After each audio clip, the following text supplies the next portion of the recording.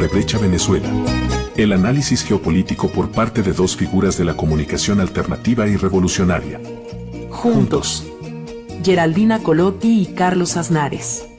Abriendo brecha desde la revolución bolivariana hacia los pueblos del mundo. Una producción de Eduardo Medina Guevara. Porque informar es formar. Abrebrecha Venezuela. Gallina vieja esta gente. Ni pone ni deja la culequera.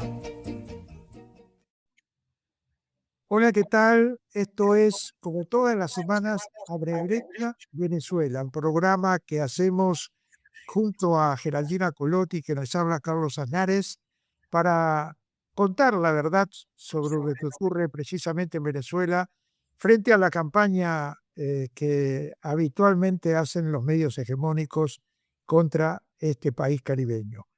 Le mandamos un gran saludo a nuestro productor Eduardo Medina Guevara, a la presidenta de Radio del Sur, Nieves Valdés, y les queremos decir que estamos contentos porque este pasado domingo, contra todas las dificultades, contra la realidad de un país amenazado claramente desde el 3 de enero por el imperialismo, el pueblo venezolano volvió a dar una lección de lo que significa la democracia directa, la construcción del poder popular.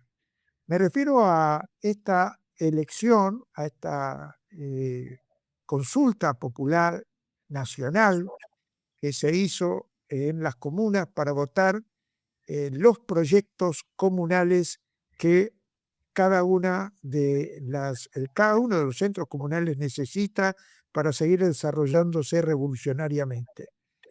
Cuando hablamos de esto, hablamos de proyectos que tienen que ver con la realidad cotidiana, desde problemas de las cloacas en los barrios, el agua, problemas de los ambulatorios asistenciales de salud o infraestructura necesaria para que una comunidad siga creciendo.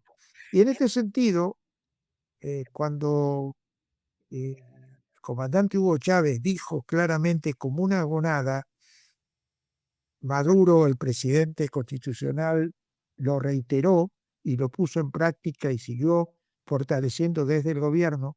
Y ahora la presidenta encargada se suma a la idea de seguir vigorizando las comunas. Lo que nos están demostrando es que todo lo que crece por abajo es fecundo, tiene importancia, es la herramienta fundamental para, en un momento difícil del mundo, no solo de Venezuela, construyendo poder desde abajo, a la izquierda, y con la seguridad de estar defendiendo la soberanía territorial, se puede realmente seguir avanzando contra todas las dificultades. Por eso el pueblo se volcó desde las primeras horas, hubo larguísimas colas para votar. Sabemos lo que significa en Venezuela la alegría de participar en una votación. Hemos visto cada vez que hemos estado allí. Bueno, Geraldina, por suerte, ha tenido la suerte de poder estar este domingo en la calle con la gente. Se prolongó una hora más, como suele pasar, la votación, porque la afluencia de gente suele concurrir siempre en las últimas horas de la tarde a engrosar la fila de los que ya votaron a la mañana, y el resultado ha sido realmente exitosísimo. Esto no lo decimos nosotros solamente, lo dicen los 73 veedores y observadores electorales que fueron de distintos países de Latinoamérica y de África y de Asia y de Europa para precisamente observar esta elección. ¿Qué es lo que recogieron fundamentalmente esos observadores? La transparencia de lo que fue el acto electoral, la alegría de la gente de estar defendiendo su territorio y tratar de que ese territorio mejore en el marco de la revolución. Y sobre todo, también es el desafío para que el gobierno que recibe el mensaje en el sentido de las asambleas populares previas que se hicieron a la elección comunal y el mensaje de la votación masiva, para que se siga fortaleciendo esta comunidad, esta comunión entre gobierno y pueblo, pueblo y gobierno, en el sentido de darle respuestas, por un lado, a los que luchan en las poblaciones más aisladas del centro de Caracas o del centro del país. Y por otro lado, darle una respuesta y un mensaje claro a los enemigos de la revolución que creen que no está ausente, que se lo margina. Es todo lo contrario. Es realmente lo que estamos viendo con estas elecciones comunales, es que hay una participación activa y también hay, obviamente, habrá críticas seguramente porque tal cosa no se hizo o se imposible, y es que es el hilo comunicante que hay que mantener siempre entre lo que piensa la población y lo que piensan los dirigentes de la revolución y tratar de permanentemente que esa comunión siga fortaleciéndose. ¿Cómo lo viste, Geraldina, vos ahí a pie de calle? Sí, ante de todo, un saludo a ti, Carlos. Bienvenido y bienvenida a los oyentes. Me uno a los saludos. Y sí, yo hice varios recorridos. Estoy aquí desde muchos meses, entonces viendo todos los humores también que vienen desde el pueblo. Hay una atenta vigil, porque por supuesto lo que pasó el 3 de enero está no solamente en los recuerdos, pero también en una elaboración que se hace diaria y que lleva, como tú dices, a aumentar la conciencia del pueblo, aumentar también la organización popular, porque siempre eso ha sido la gran fortaleza desde 27 años de esta revolución.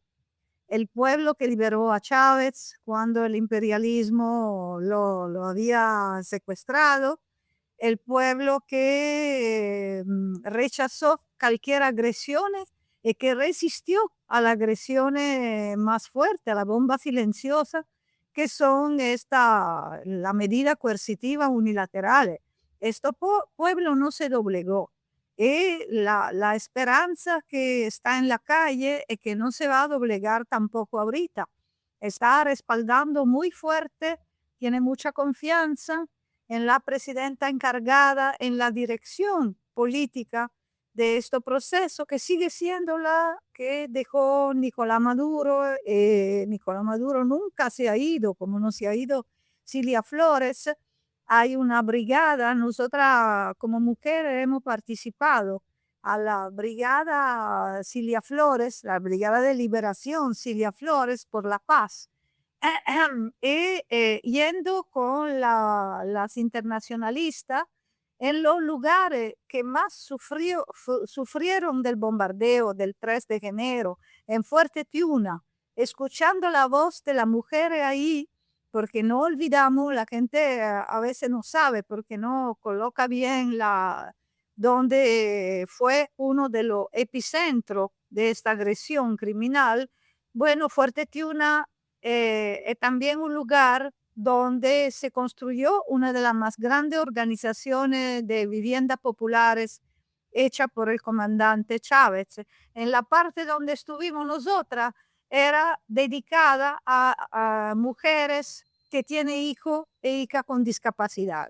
Ha sido muy emotivo este encuentro, con participaciones de dirigentes de la Revolución Bolivariana, Tania Díaz, Diva Guzmán, Desiree Santo Amarade, que son mujeres que vivieron también carne propia, con varios, obviamente, varios papeles que tienen la revolución, pero feminista, mujeres de vanguardia, escuchamos testimonio escalofriante de un lado de mujeres que cuando se iban atemorizadas con la preocupación en la sombría total, porque como uno se acuerda, faltó la luz en todos los lugares y con una, bajando escalera alta también, de piso alto, con niña discapacitada.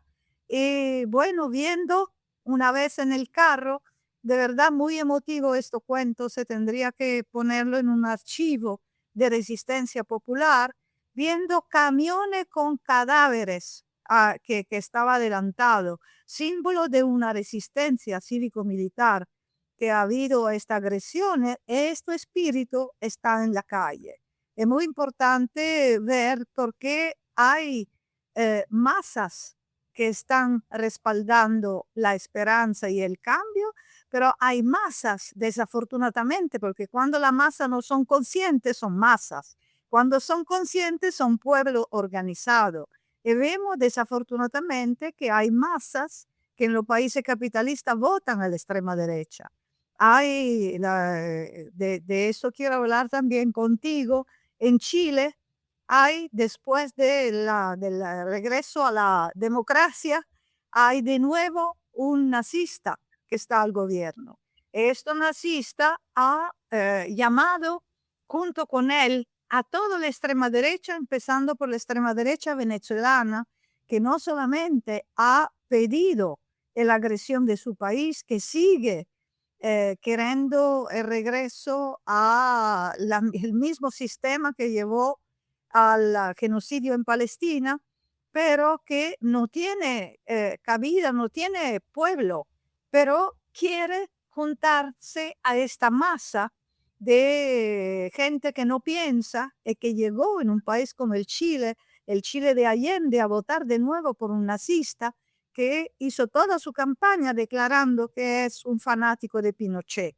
Ahí hay lo hemos visto, Guaidó con la señora Machado, que está en punto esperando que lo que no le dio el pueblo venezolano y no le dio tampoco su dueño del imperialismo, pero intentan que se lo dan esta internacional fascista y nazista que ellos mismos crearon, no olvidemos eso, con la Carta de Madrid del 2020, que ha juntado hasta ahora toda una alianza nefasta de derecha, extrema derecha, que desde Europa a Asia, a América Latina, está intentando hacer una batalla no solamente contra nosotros, los pueblos organizados, los socialistas, los comunistas, los libertarios, sino también una campaña contra el mismo progresismo, porque no olvidamos que en su pronunciamiento, primer pronunciamiento, ellos tenían en la mira los presidentes progresistas, los expresidentes progresistas que no estaban de acuerdo con la agresión que ya se estaba preparando una vez más contra Venezuela en aquel entonces. Entonces hay una batalla concreta, económica, política, pero también simbólica, porque que es una disputa por el sentido, como siempre dice nuestro camarada Buenaval, a la cual nosotros tenemos que estar preparados, porque nos están confundiendo las aguas, nos están confundiendo también la gente nuestra para que no respalden a Venezuela, para que no respalden a Cuba, para que no respalden una alternativa heroica que se está poniendo en marcha también en los pueblos que no piensan en términos de socialismo, pero que nos están diciendo que sus mártires son los nuestros. ¿Qué piensa Carlos de todo eso? Bueno, ahí la presencia de estos dos escuálidos, súper escuálidos como Sur Guaidó y Ira Machado, invitados por el actual presidente José Antonio Kast, que como vos bien lo definiste, es un nazi. Fíjate que en América Latina se están dando cosas muy especiales. Un nazi a cargo de un país como es Chile, un sionista a cargo de un país como es Argentina. Y Y bueno, y no hablemos de Noboa, ni de Santiago Peña, ni de Munilo, ni de Binader, ni de cada uno de los que se han juntado en esto que convocó el imperio que se llama Escudo de las Américas, que también se reunieron para reunificar a la derecha a través de sus presidentes, donde lo que se instala es, o se quiere instalar es una policía o un ejército latinoamericano que controle el narcotráfico. Siempre estamos con el narcotráfico. Los narcotraficantes arman el control del narcotráfico. Y detrás de eso viene, obviamente, la represión interna de cada país contra la protesta popular. En la época de Colombia guerrillera, se hablaba de la narcoguerrilla, ahora directamente se habla del narcotráfico para ocultar todo lo que viene detrás, que significa represión. Ahora, en el marco de la asunción de Kass, estos dos personajes obviamente tuvieron prensa, hubo mucha prensa detrás de ellos, la prensa gorila, tratando de recoger lo que decía María Corina, lo que decía el nefasto estafador que les estafó a los propios yanquis. Ese, la verdad que es un récord mundial, ¿verdad? Estafar a los propios yanquis, Guaidó, pero todo lo que habla es basura, todo lo que dicen es tratar de ensuciar a Venezuela, eh, incluso enfrentándose con el discurso de ellos mismos o de una colateral de ellos mismos en Venezuela, porque ellos están criticando a esos opositores que se vendieron al madurismo, o sea, realmente están perdidos. Yo no creo que tengan posibilidad de, como tuvieron en otra oportunidad, de que estos gobiernos de derecha los amparen totalmente. Los van a soportar, porque obviamente si los invitan es porque les interesa que estén, pero no tienen, recordemos el recorrido que hizo en su momento Guaidó, que era recibido por todos los presidentes, que participaban en el Parlamento Europeo. Hoy están de capa caída, no, tal vez poco, tienen la fuerza que tenían antes. Hasta el propio Trump le prestó a Marina Corina en un momento, o sea, si hasta ellos mismos aparecen esas fricciones, no es tan peligroso como en otros momentos. Lo que no quiere decir que hay que descuidarlos. La extrema derecha va a tratar de hostilizar a Venezuela, a Cuba y a todos los países rebeldes de América Latina todo el tiempo. Pero también, por eso vale la demostración de contra todas estas mentiras. Y también recordemos otra cosa, ¿verdad? Antes de Katz estuvo Boric. Y Boric, el pobrecito Boric, fue uno de los tantos que acusó a Venezuela de estar cayendo en una dictadura, que fue el que pidió las actas cuando la elección que consagró Nicolás Maduro. O sea, con progresistas como esos tenemos el resultado de tener nazis o peronistas como los que tenemos, porque Argentina y Chile son muy coincidentes en ese sentido. Tuvimos gobiernos progresistas fracasados que dieron paso a gobiernos derechistas retrógrados como los que vos y yo estamos mencionando actualmente. Ayer leía las medidas para los primeros 90 días de Kast, y es exactamente el programa que el imperio necesita para colonizar un país. O sea, reflotar el discurso de que la propiedad privada es lo más importante que existe en una sociedad, el discurso anti-inmigrantes, o sea, todo aquel que viene a aprovecharse del trabajo de nuestra gente, cuando la gente de la que se habla está con salarios mínimos, aprovechar también el tema de la inseguridad, un discurso que pega permanentemente en todos los gobiernos de derecha y que a veces incluso logra contagiar a gente nuestra que vive en los barrios, que dice, ay, hace falta más policías, hace falta más seguridad, cuando es meter precisamente el zorro en el gallinero. Cuanta más policía metes en un barrio, más narcotráfico hay, más corrupción hay y más represión hay contra los sectores populares. Así que bueno, hay que estar atentos a este crecimiento de la derecha, sí, presidencial, y a la vez alentar en los países que tienen elecciones este año, como es el caso de Colombia y Brasil.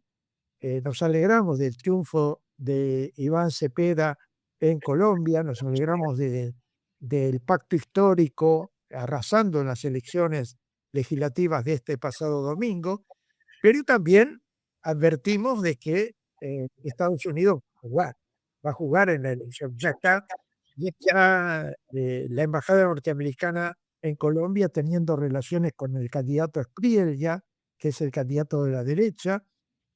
No va a faltar el momento en que el mandatario de Washington diga, me gusta este candidato, como pasó en Argentina y en Honduras, pero el pueblo colombiano está por lo menos dando una muestra también de reacción en el sentido de enfrentar al imperio y a quienes lo están hostilizando con toda la política del antinarcotráfico, acusándolo, por ejemplo, Gustavo Petro de ser también uno de los jefes de uno de los cárteles, pero en las urnas finalmente se ve la realidad.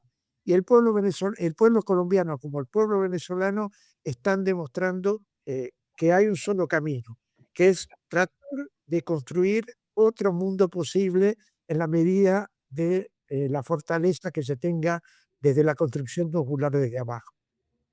Sí, a propósito de eso, Carlos, la presidenta encargada, Delcy Rodríguez, encuentra, se está encontrando con Petro a la frontera con Colombia para indicar que hay un puente de hermandad bolivariana que sigue siendo tendido ahí, la donde intentaron hacer pasar la llamada ayuda humanitaria y donde se dio la batalla de los puentes, ¿no?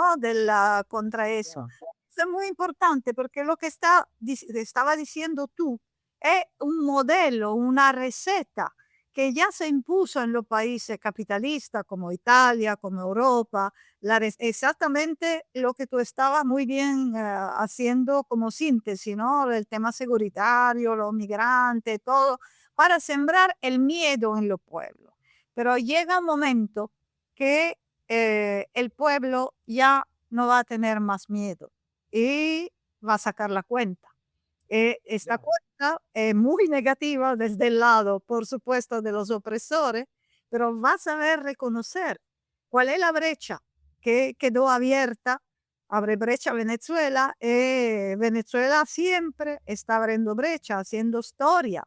Tenemos que respaldar hoy más que nunca, pedir fuerte y claro el regreso de Nicolás y de Cilia, que son nuestros hermanos, nuestro, digamos, mensajero de esperanza. Que no se cierre esta brecha, que no se cierre esta puerta. De eso también conversamos con nuestra invitada, jóvenes, Génesis Garbeck, que es una dirigente del proceso bolivariano. Sí, yo cerraría esto antes de escuchar a Génesis, diciendo que en esta necesidad de abrir brecha está llegando ahora precisamente a Caracas una delegación importante de dirigentes latinoamericanos y de todo el mundo, cabezados por João Pedro Estevile del Movimiento Sin Tierra de Brasil, pero también con la presencia del Partido Socialista de los Estados Unidos, del Partido Socialista de Zambia, de África, y también de una delegación de ALBA Movimientos. Vienen de Cuba, vienen de estar con Díaz-Canel, con el presidente, apoyando a Cuba y mostrando la solidaridad con Cuba, y van a Venezuela, y llegan a Venezuela con la idea de expresar una solidaridad continental, mundial, a el proceso bolivariano y sobre todo a solidarizarse con el pueblo que, como vos bien decías, sufrió ese ataque artero, tanto en Fuerte Tiuba como en los lugares donde se produjeron los bombardeos imperialistas para ahogar una revolución, y se equivocaron de cabo a rabo, porque la revolución sigue respirando y necesita, eso sí, de la solidaridad internacional, como la necesita Cuba, y Cuba la necesita Irán. Es fundamental en este momento. Si hay un paradigma también que hay que incorporar con mucha fuerza, es de la victoria de Irán sobre el imperio y el sionismo. Digamos, hay momentos en que un pueblo reemplaza a otro a nivel de la importancia, ¿verdad? En lo que hace al enfrentamiento del imperialismo. Todos los pueblos están luchando contra el imperio. Y hoy Irán ha tomado la delantera de responderle al sionismo y a Estados Unidos con su misma medicina de agresión que he sufrido Irán. eh, por lo menos está dejando bien alto la idea de que el imperio no es invencible. Abre brecha, Venezuela. Génesis Joseph Garbet Romero. Nacida en Falcón, Génesis Garbet emergió como una voz clave de la juventud venezolana. Desde las aulas y las calles, su liderazgo la llevó a destacar rápidamente en el ámbito político nacional, conectando con las bases sociales. Como diputada a la Asamblea Nacional y líder de la gran misión Venezuela Joven, ha centrado su gestión en la articulación de políticas públicas para el relevo generacional, la cultura y el empoderamiento de las mujeres. Garbet combina la comunicación estratégica con el activismo de base, consolidándose como una de las figuras más influyentes del chavismo joven. Una trayectoria marcada por la lealtad y el compromiso con el futuro del país. ¿Cómo lo están viviendo los jóvenes en este momento complejo, inédito? Bueno, donde se están tomando decisiones que no son fáciles de entender por los jóvenes que tienen ideales, que ven la cosa de frente. En Venezuela, la juventud está inspirada en el gran ejemplo del comandante Chávez. Hoy es 5 de marzo. Hace 13 años que el comandante Chávez cambió de paisaje y nos dejó una ruta clara. Nosotros, en el espíritu del libertador Simón Bolívar, siempre vamos a defender los intereses de nuestra patria. Y hoy también seguimos el plan que el presidente Nicolás Maduro dejó para este escenario que estuvo contemplado y sobre todo que hemos comprendido a lo largo de nuestra lucha, que nunca va a ser fácil el camino de la construcción de nuestro proyecto, de nuestro modelo, y asumimos las dificultades con la certeza de que no nos vamos a rendir. El pueblo venezolano, el pueblo bolivariano y chavista seguirá caminando, seguirá garantizando la paz, la república, su existencia, el derecho de los niños y niñas de este país a seguir creciendo, a tener futuro. Y obviamente estamos viviendo un momento muy difícil de nuestra historia, pero lo vemos con la inspiración de nuestros grandes líderes que nunca se han rendido ante ninguna adversidad y que dejaron eso encarnado en el espíritu del pueblo. ¿Dónde estabas tú cuando pasó el atentado del 3 de enero? Yo estaba en Falcón, que es mi estado de donde yo soy, es como a 6 horas de Caracas por vía terrestre. Nos enteramos en los mismos momentos del bombardeo y obviamente fue muy duro, la incertidumbre que se vivió, el dolor que significa una agresión militar, y por eso mismo comprendemos la coherencia que tenemos que tener con la paz de nuestro país y seguimos exigiendo la liberación del presidente, de la primera combatiente Cilia Flores, sin abandonar jamás el camino de seguir construyendo el país y la estabilidad. No es fácil para un joven ver, bueno, los gringos, los asesinos, los secuestradores de nuestro presidente, de nuestra camarada Cilia Flores aquí, con nuestra gente. ¿Cómo se lo explica a los jóvenes? Bueno, nosotros Porque desde tenemos un principio de autodeterminación y respeto de todas las naciones. Y lógicamente tenemos consolidar un equilibrio de esas relaciones para poder seguir defendiendo al presidente Nicolás Maduro, que bueno, está injustamente secuestrado en Estados Unidos. Y por eso nosotros hoy comprendemos que el alto mando político de nuestra revolución, con grandes valores de lealtad, de compromiso con los objetivos estratégicos, está cumpliendo el plan de este escenario, y que las luchas que tiene que dar el pueblo y la lealtad a nuestro pueblo, al pueblo venezolano, también es la que hoy nos guía y nos conduce. Sabemos que es complejo, que es difícil, y pedimos más que juicios, la amistad y la solidaridad, porque el pueblo venezolano muchas veces lo han subestimado y siempre ha demostrado en las dificultades crecerse, avanzar y consolidar las victorias. La historia nunca ha sido lineal y nunca será fácil, pero hay grandes ejemplos de las hazañas de este pueblo que son nuestra mayor certeza de la victoria y del futuro. ¿Cómo se imagina tú, cómo te imaginas la fase que va a venir para llegar a la liberación de nuestro camarada, pero también a nivel, digamos, de los proyectos generales? Bueno, nosotros comprendemos que no depende únicamente, pero seguiremos dando la lucha que nos corresponde como pueblo y seguiremos levantando las banderas de la humanidad.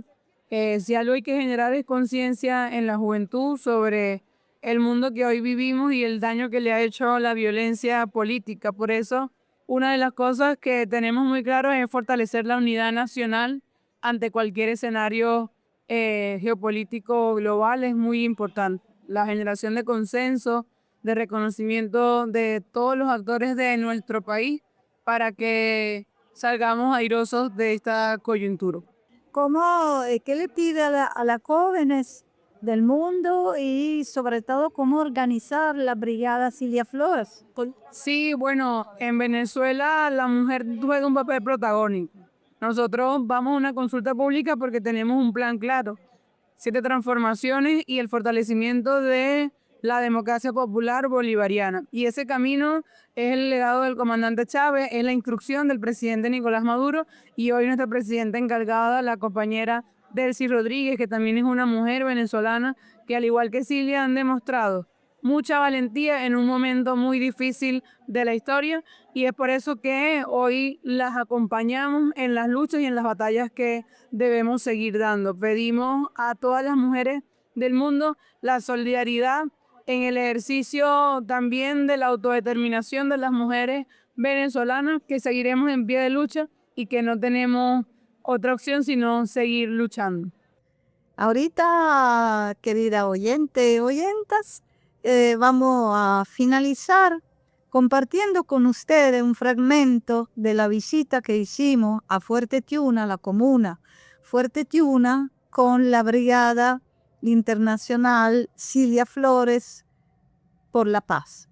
La invitamos a escuchar estas intervenciones de la compañera periodista, diputada feminista Desiree Santos Amaral, para entender por qué la revolución bolivariana abre brecha en todo el mundo, porque, como dicen aquí, pase lo que pase, en cualquier circunstancia, nosotras y nosotros venceremos.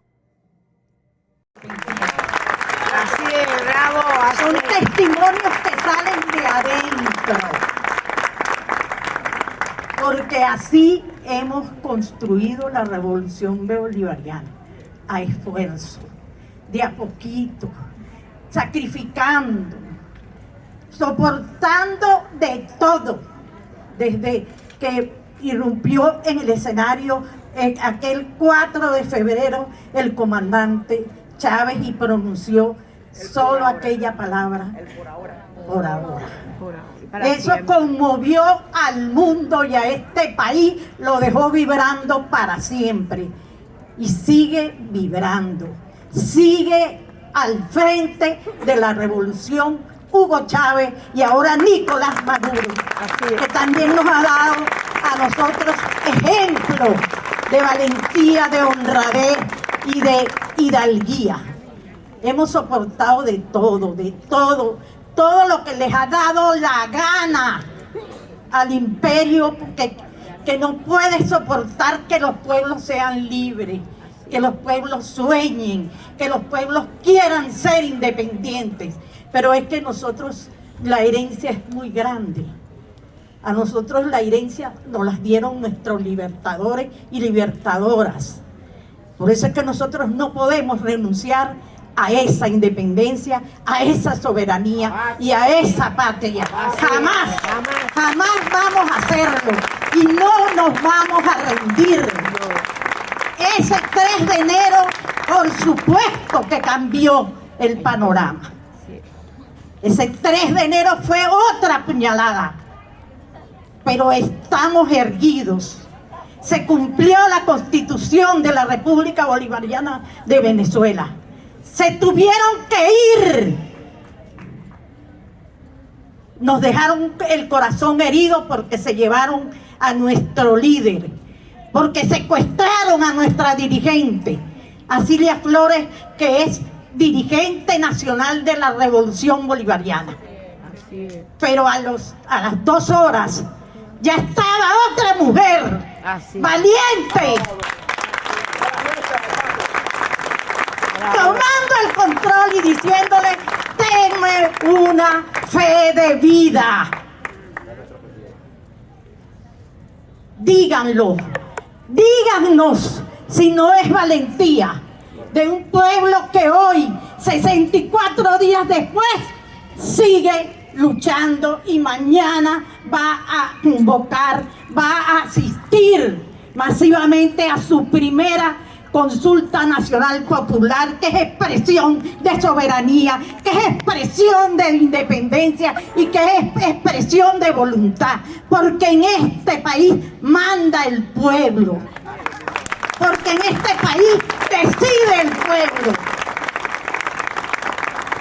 Y nosotras, las mujeres venezolanas, mañana vamos a asistir a esa consulta nacional decididas, resteadas con Cilia Flores y con Delcy Rodríguez. Así es. Vamos a ratificar mañana que queremos que nos los devuelvan, que queremos de vuelta al presidente Maduro y a la diputada y dirigente nacional de la revolución, su esposa Cilia Flores, y que respaldamos la labor que desempeña Delcy Rodríguez Gómez, una mujer valiente que ha sabido conducir a este país en estos momentos tan duros, que yo creo que son los más duros y los más fuertes desde que somos república. Así es. Pero vamos a emprender la lucha en el terreno que sea.